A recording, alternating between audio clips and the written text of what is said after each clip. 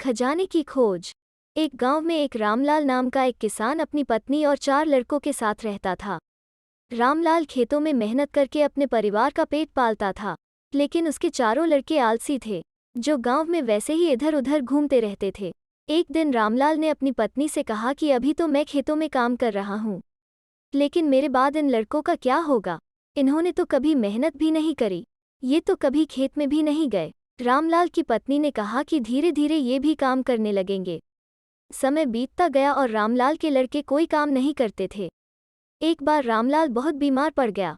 वो काफी दिनों तक बीमार ही रहा। उसने अपनी पत्नी को कहा कि वो चारों लड़कों को बुला कर लाए। उसकी पत्नी चारों लड़कों को बुला कर लाई। रामलाल ने कहा, लगता है कि अब मैं ज्यादा दिनों तक जिंदा नहीं रहूंगा।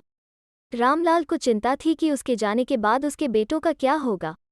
इसलिए उसने कहा, बेटो, मैंने अपने जीवन में जो भी कुछ कमाया है वो खजाना अपने खेतों के नीचे दबा रखा है। मेरे बाद तुम उसमें से खजाना निकालकर आपस में बांट लेना। यह बात सुनकर चारों लड़के खुश हो गए। कुछ समय बाद रामलाल की मृत्यु हो गई।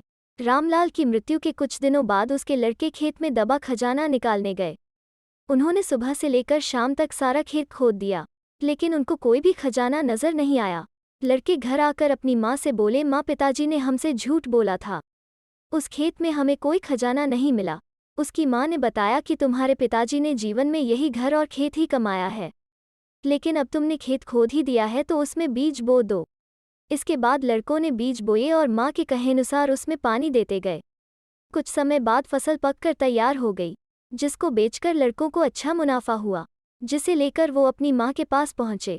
माँ ने कहा कि तुम्हारी मेहनत ही असली खजाना है, यही तुम्हारे पिताजी तुमको समझाना चाहते थे। इस कहानी से हमें यह सीख मिलती है, हमें आलस्य को त्याग कर मेहनत करना चाहिए।